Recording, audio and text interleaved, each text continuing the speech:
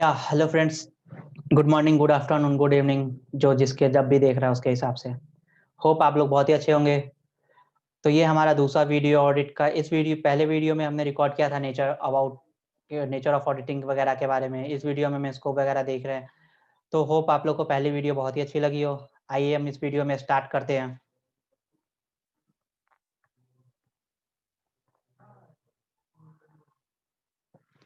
ये scope of auditing हमारे institute के बुक में दिया हुआ है, बट अभी ये स्कोप का क्या है कि स्कोप हम इस बुक से कवर नहीं कर रहे, स्कोप आईसीआई के बुक से कवर कर रहे हैं, क्योंकि उस बुक में बहुत ही अच्छे से पॉइंट वाइज समझाया हुआ है, जो कि आपके अंडरस्टैंडिंग वगैरह के लिए बहुत ही अच्छी होगी।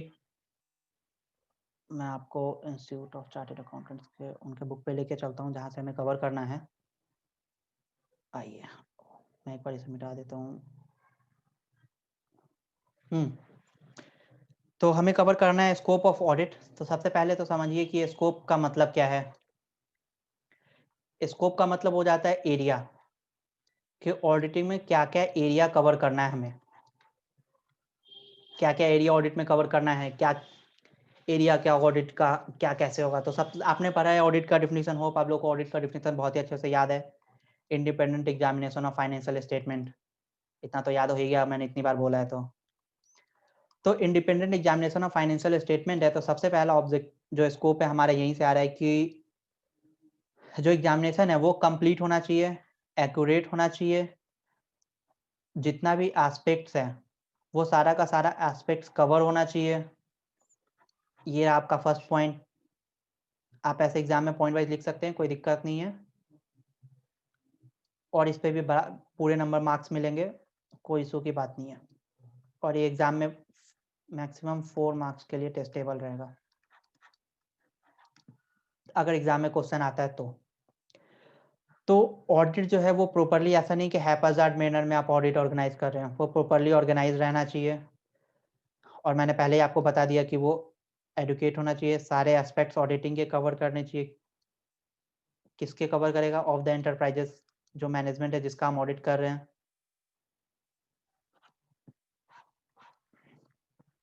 उसके बाद दूसरे स्कोप की बात करते हैं।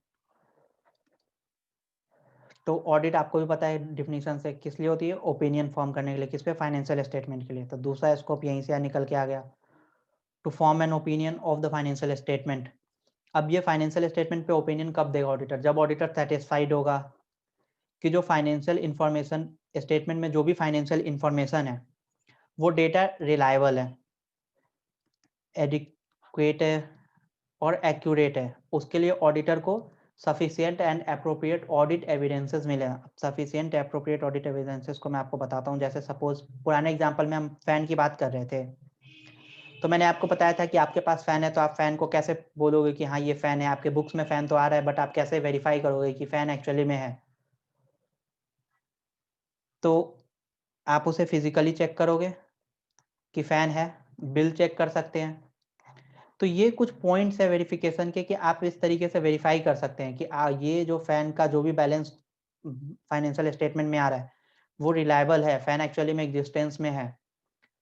तो स्कोप में दूसरा स्कोप हमारा ये बन के आ रहा है, the information content in the underlying accounting records and the other sources data are reliable and sufficient। हम यहाँ तक कवर करेंगे, मैं हाईलाइट भी कर देता हूँ। to be organized aspects of the enterprises of the relevant financial statement, to form an opinion of the financial statement, whether the information contained in the underlying accounting records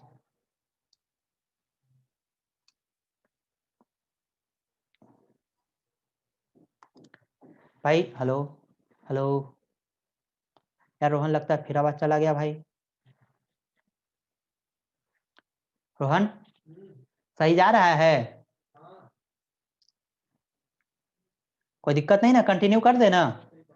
हाँ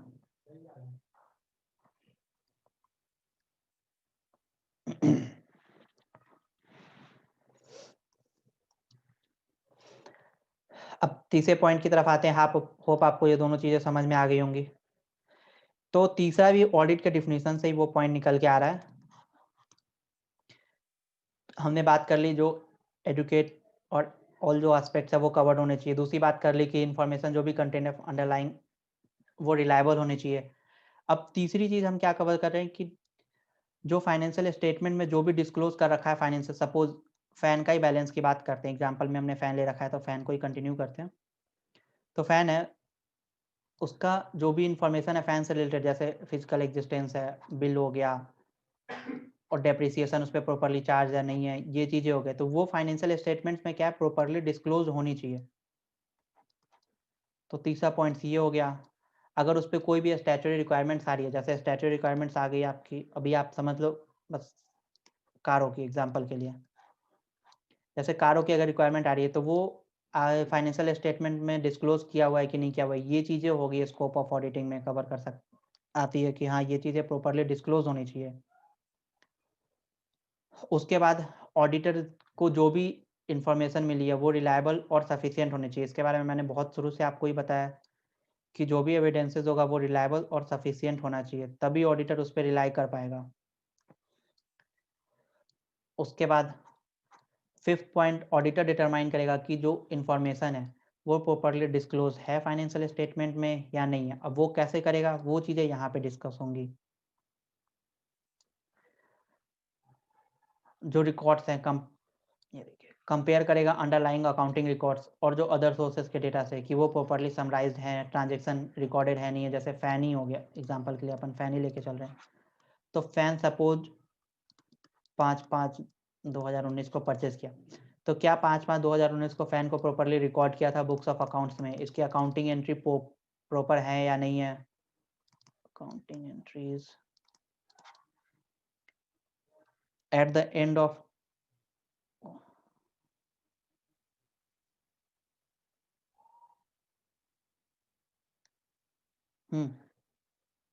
कहाँ चला गया, अकाउंटिंग एंट्रीज प्रॉपर है या नहीं है। फिर उसके बाद इसका परचेज रिक्विजिशन फॉर्म है या नहीं है, परचेज जो है वो प्रॉपरली मैनेजमेंट से अप्रूव्ड है या नहीं है, जिन्हें अप्रूव करना था।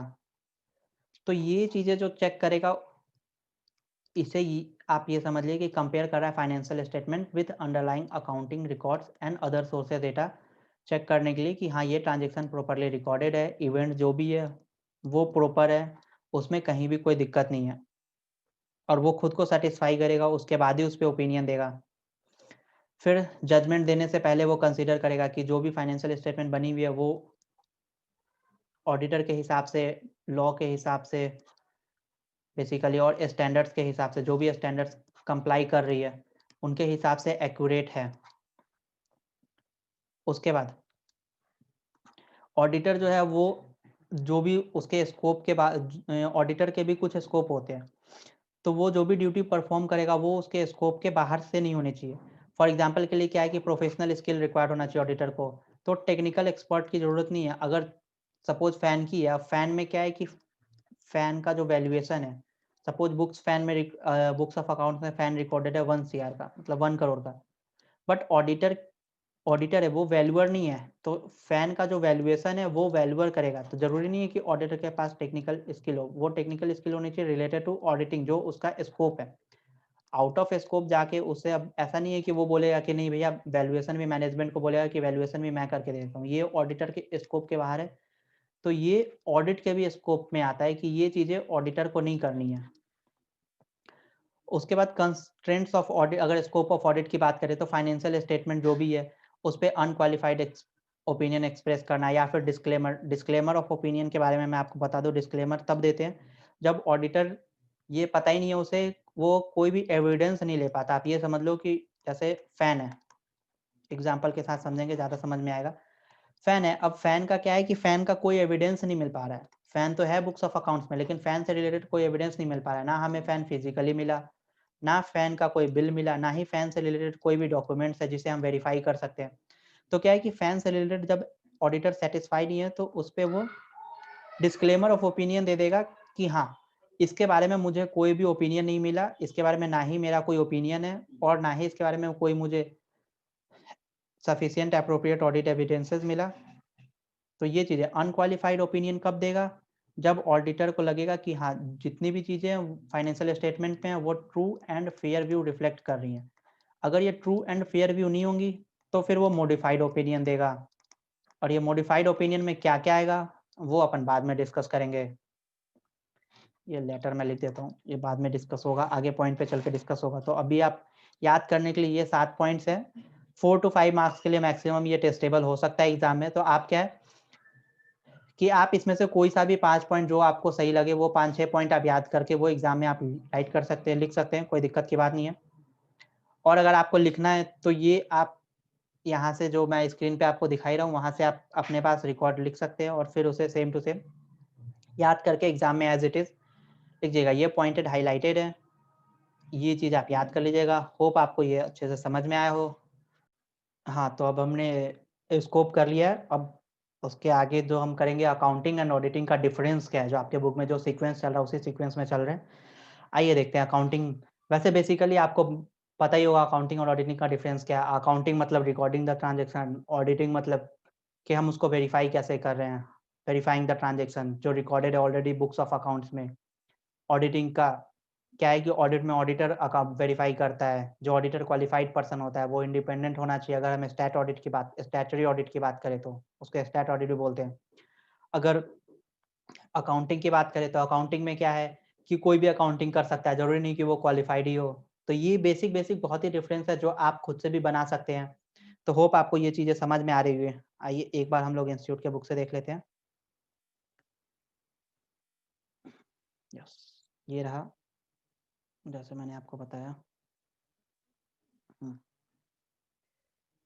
Relationship and distinction between auditing and accounting, सबसे पहले यही है।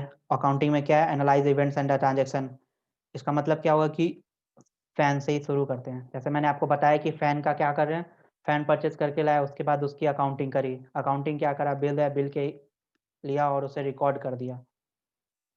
फैन को क्रिएट किया फिक्स असेट्स में, फैन का हेड, और उसके बाद जो भी उसका अमाउंट है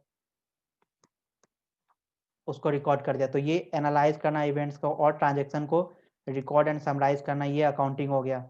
ऑडिटिंग क्या हो गया, रिव्यू करना क्लाइंट का internal control related to fan की हाउ फैन वाज रिकॉर्डेड, कैसे फैन रिकॉर्ड कर रहे हैं, फैन से रिकॉर्डिंग का क्या क्या प्रोसीजर है, फैन को परचेस करने के लिए क्या क्या स्टैंडर्ड्स है जो कंपनी फॉलो कर रही है। उसके बाद जब फैन का ऑडिट करेंगे एग्जाम्पल के लिए तो इससे रिलेटेड क्या क्या रिकॉर्ड हम ले रहे हैं, एसर्शंस क्या चेक कर रहे हैं। एसर्शंस में आप एसर्शंस ये समझ लो कंप्लीटनेस चेक करते हैं, एग्जिस्टेंस चेक करते हैं, उसके बाद एक्यूरेसी चेक करते हैं कि फैन का जो रिकॉर्डिंग है अकाउंटिंग है वो कंप्लीट होनी चाहिए, फैन एक्चुअली में एग्जिस्ट करना चाहिए, एक्यूरेट होना चाहिए, जो वैल्यू उसकी रिकॉर्डेड है, ये चीज़ें चेक करते हैं। तो ये बहुत ही बेसिक बेसिक डिफरेंस है, ये आप खुद से भी कवर कर सकते हैं और खुद से भी बना सकते हैं।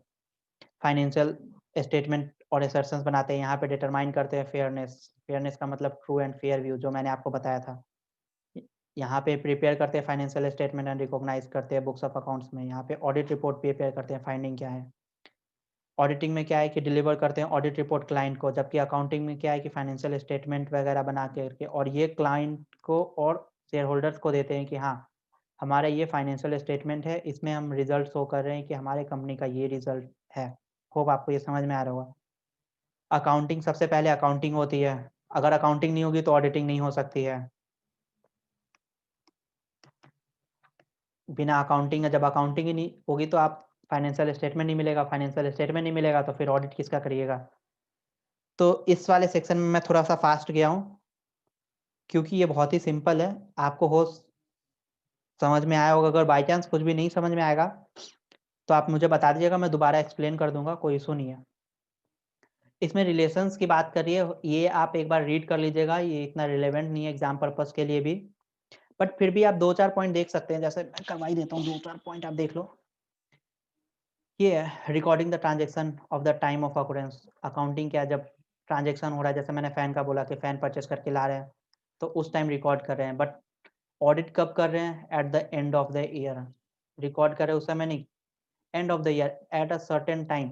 जैसे 31 मार्च का ऑडिट करें तो उसका जब भी ऑडिट हो रहा है, जो भी टाइम मैनेजमेंट जनरली 1 महीने 2 महीने 3 महीने बाद ऑडिट कराती है, तो उस समय हम चेक करते हैं कि हाँ एज ऑन डेट फाइन का क्या एक्सपेंसेस है वगैरह वैसे। फिर मेजर करते हैं business events in monetary terms में, रिकॉर्ड करते हैं ट्रांजेक्शन, कम्युनिकेट करते हैं financial statement through financial statement. और ऑडिट में क्या रिव्यू करते हैं फाइनेंशियल रिकॉर्ड्स को और ओपिनियन देते हैं about the authenticity of the financial statements, कि financial statement true and fair view reflect कर रहा है नहीं कर रहा है, उस पर ऑडिटर अपना ओपिनियन देता है। ये चीज़ें ऑडिट के डिफिनीशन से ही कंफर्म है। तो बहुत ही बेसिक है और इससे मुझे नहीं लगता कि इससे क्वेश्चंस भी आएंगे। होप आपको समझ में भी आ रहा होगा। अब नेक्स्ट टॉपिक पे बात करते हैं ऑडिटर के बारे में। जैसे मैंने पहले भी आपको ऑडिटर के बारे में बताया था, ऑडिटर कौन है? जो ऑडिट करता है, द पर्सन कंडक्टिंग ऑडिट। देखिए सेम डिफिनीशन यहाँ रखा हुआ है, ये सभी इंटरलिंक चल रहा है वहां से।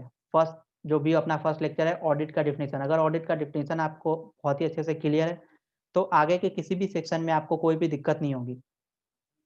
तो ऑडिटर कौन है? The person conducting the audit, या फिर वहां पे लिखा हुआ था हु लिसन्स, या हियर बोल सकते हैं आप, हियर, उसको ऑडिटर बोलते हैं।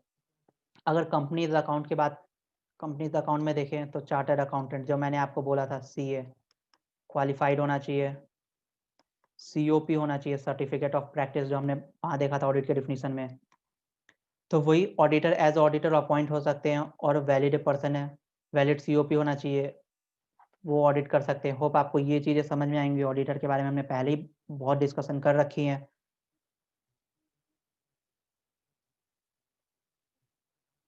अब यहाँ पे ऑडिटर की क्वालिटीज़ की बात की हुई कि auditor must have the quality, तो क्या क्या क्वालिटीज़ होनी चाहिए बीइंग अ ऑडिटर के लिए? तो सबसे पहले जो क्वालिटीज़ होनी चाहिए, आपके पास रेलेवेंट स्किल्स होने चाहिए, आप इंडिपेंडेंट होने चाहिए। ये सब अपने ऑडिट के डिफिनीशन से ही निकल के आ रहा है। जो भी गवर्न कर रहा है ऑडिट प्रोसीजर, वो आप कंप्लाई करें। आप इंडिपेंडेंट नहीं, आप इंडेटेड नहीं होने चाहिए। तो हाँ जी, हम बात कर रहे थे ऑडिटर के क्वालिटीज़ के बारे में। तो ऑडिटर की जैसे मैंने क्वालिटीज़ आपको बताई है, रिलेवेंट स्किल्स होने चाहिए, इंडेटेड नहीं होना चाहिए, और जो भी कंप्लायंसेस है वो है। तो कंप्लायंसेस में क्या-क्या है? Basic principle governed by the ICI, जो ये स्टैंडर्ड्स है वो आईसीआई इशू करता है। ये चीज़ आप ध्यान रखिएगा, ये क्वेश्चन बाय चांस एग्जाम में आपके पूछ सकता है कि 1 नंबर के लिए ऑब्जेक्टिव में, कि जो आईसीआई के स्टैंडर्ड्स ऑफ ऑडिटिंग है वो कौन इशू करता है? तो बनाते तो यही है, आईसीआई वाले, इंस्टीट्यूट ऑफ चार्टर्ड अकाउंटेंट्स, वो इशू करते हैं। तो उनके थ्रू क्या है कि वो पोजेस करने चाहिए, इंटीग्रिटी होना चाहिए, ऑब्जेक्टिविटी, इंडिपेंडेंट अप्रोच होना चाहिए ऑडिट वर्क को लेके।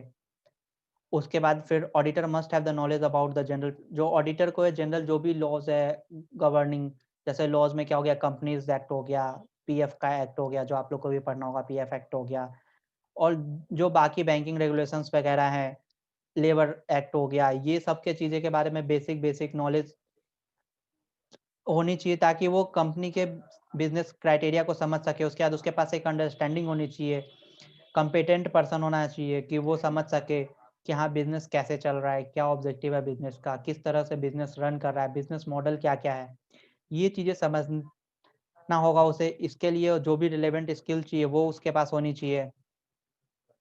तो ये चीज़ें हैं ऑडिटर की क्वालिटीज़ में। फिर उसके बाद जो जैसे यहाँ देखिए, ये अंडरस्टैंडिंग की बातें मैं कर रहा था, उसके पास एक अंडरस्टैंडिंग होनी चाहिए।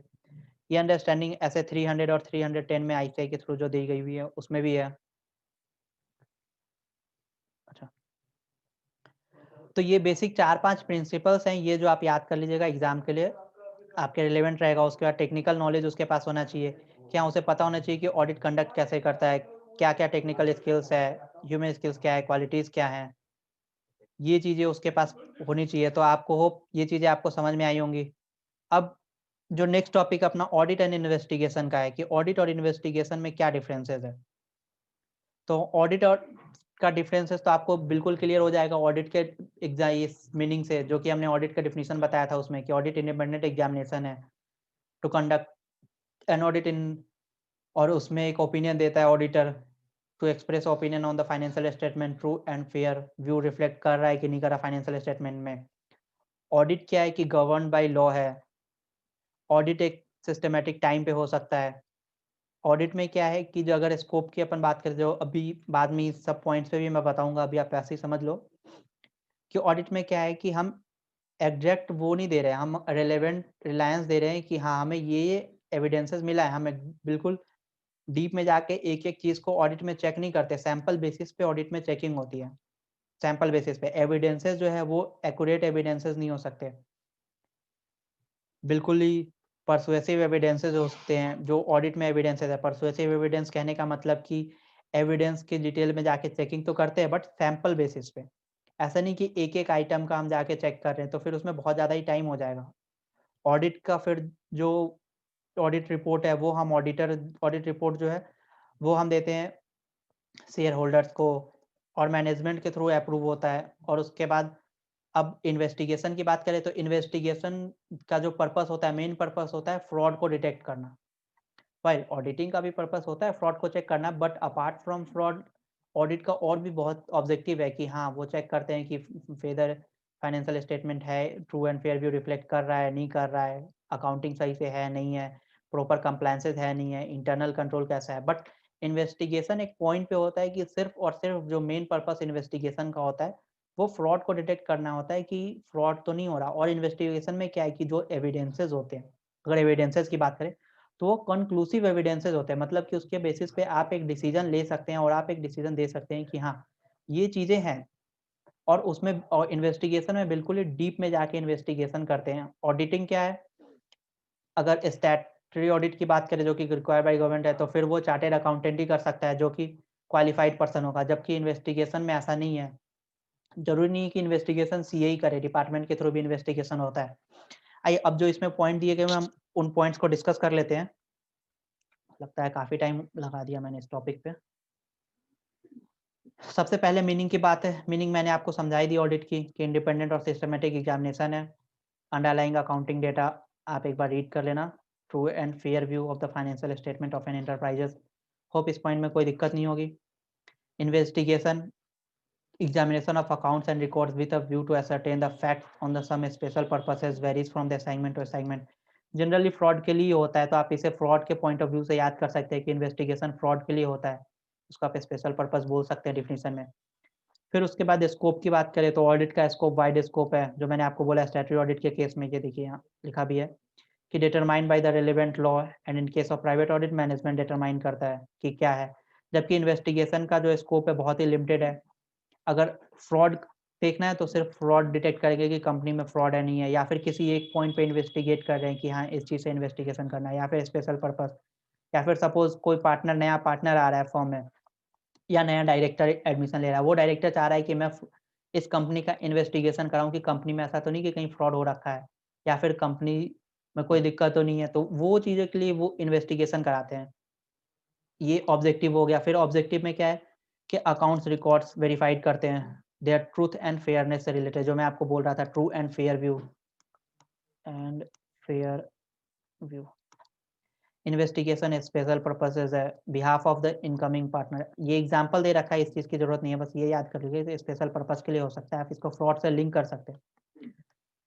ऑडिट प्रोसीजर कैसे होता है? वो कंडक्ट होता है जनरली ऐसे स्टैंडर्ड के हिसाब से, ऐसे स्टैंडर्ड्स ऑन ऑडिटिंग के हिसाब से ही कंडक्ट होता है ऑडिटिंग, जबकि फ्रॉड का एज सच कुछ भी नहीं है। फ्रॉड इन्वेस्टिगेशन में फ्रॉड भी इन्वेस्टिगेशन में क्या है कि एक्सटेंडेड ऑडिट प्रोसीजर्स भी होता है, और ये फ्रॉड को मेनली जो पर्पस है इसका फ्रॉड को ही डिटेक्ट करने के लिए इन्वेस्टिगेशन का हो सकता है। तो मैं बार बार इसलिए फ्रॉड बोल रहा हूँ ताकि आपके माइंड में बैठ जाए कि हाँ फ्रॉड है, फ्रॉड से रिलेटेड ही इन्वेस्टिगेशन कर रहे हैं, तो आपको ना लिंक करने में चीज़ें आसान होंगी। तो कोशिश करिए कि लिंक करके अगर चीज़ें आप याद कर रहे हैं तो वो चीज़ें है ना आप कभी भूलेंगे नहीं। एविडेंसेस के लिए मैंने आपको बताया कि ऑडिट में पर्सुएसिव एविडेंसेस हैं, और आपका यहाँ पे कंक्लूसिव एविडेंसेस ये रहा। इन्वेस्टिगेशन में कंक्लूसिव एविडेंसेस है। अप्रोच सस्पिशियस नहीं है। ऑडिटर क्या है कि उसे सस्पिशियस नहीं है, उसे ये नहीं है कि हमेशा ये शक नहीं करना है कि यहाँ फ्रॉड है ही है। जैसे सपोज फैन का ही ऑडिट कर रहा है तो उसे ये नहीं देखना कि फैन में फ्रॉड हो रखा है, जबकि यहाँ इन्वेस्टिगेशन में क्या है कि उसे हमेशा यही चेक करना है कि इसमें कोई दिक्कत है। यहाँ फैन है तो फैन में हो सकता है मे बी फैन में फ्रॉड का एलिमेंट इन्वॉल्व हो, तो उसे ये डिटेक्ट करना है। ऑडिट का पीरियड मैंने आपको बता दिया कि ऑडिट में क्या है कि रूटीन एक्सरसाइज है, नॉर्मली कभी भी हो सकता है, क्वार्टरली भी हो सकता है, एनुअली भी हो सकता है, सेमी क्वार्टरली भी हो सकता है। लेकिन इन्वेस्टिगेशन ऐसा नहीं है, वो एक टाइम पीरियड पे चलता है। जनरली कभी भी कंडक्ट हो सकता है जो ये है इन्वेस्टिगेशन कि टाइम इन्वेस्टिगेशन का क्या है, 1 साल में भी हो सकता है, 2 साल में भी हो सकता है, कभी भी जब भी एक सर्टेन पॉइंट ऑफ टाइम पे इन्वेस्टिगेशन कंडक्ट करा सकते हो सकता है, और कोई भी करवा सकता है, मैनेजमेंट भी करवा सकता है कंडक्ट चेक करने के लिए कि हमारे जो एम्प्लॉई है वो सही काम कर रहे हैं। वैसा तो नहीं कि हमारे बुक्स ऑफ अकाउंट्स में कोई फ्रॉड वगैरह हो रखा है, या फिर कोई इनकमिंग डायरेक्टर करा सकता है या पार्टनर करा सकता है, जो चीज़ें मैंने आपको बताई। अब नेक्स्ट टॉपिक हमारा रह जाता है aspects to be covered in audit. Audit के क्या-क्या एस्पेक्ट्स हैं, जो बेसिक प्रिंसिपल्स हैं, जो कवर कर रहे हैं कि ऑडिट में क्या-क्या ऑडिटर करेगा ऑडिट में बेसिकली। तो इसमें क्या है कि सबसे पहले तो इंटरनल कंट्रोल को चेक करेगा, जैसे ऑडिटर सपोज़ ऑडिटर को अपॉइंट कर दिया, वो ऑडिटर चेक करेगा। तो वो कैसे चेक करेगा? मैंने पहले भी आपको ऑडिट के डेफिनिशन में ही बताया था, फैन का एग्ज़ाम्पल लेके। तो वो सबसे पहले फैन से रिलेटेड इंटरनल कंट्रोल चेक करेगा, अकाउंटिंग चेक करेगा, बुक्स ऑफ अकाउंट्स चेक करेगा कि books of accounts properly maintained है, नहीं है। उससे रिलेटेड सारे डॉक्यूमेंट्स एक्यूरेट हैं कि नहीं है। फिर उसके बाद जनरल कंप्लायंस चेक करेगा कि स्टैंडर्ड्स वगैरह मेंटेन्ड है या नहीं है। उसके बाद अकाउंटिंग स्टैंडर्ड्स चेक करेगा कि जो एग्ज़ाम्पल के लिए अगर फ़ैन की बात करें तो फ़ैन जो है वो अकाउंटिंग स्टैंडर्ड्स के हिसाब से रिकॉर्डेड है, नहीं है। फिक्स्ड एसेट्स में क्लासिफाइड है या नहीं है, डेप्रिसिएशन प्रॉपर्ली चार्ट है या नहीं है। उसके बाद फिर वो रिपोर्ट करेगा अपने फाइनेंशियल स्टेटमेंट में, जो कि ऑडिटर मैंने बोला था एक्सप्रेस करता है ओपिनियन फाइनेंशियल स्टेटमेंट में कि true and fair view reflect कर रहा है कि नहीं कर रहा है। तो वहाँ पे उस पे अपना ओपिनियन देगा। होप आपको ये चीज़ें समझ आ गई होंगी।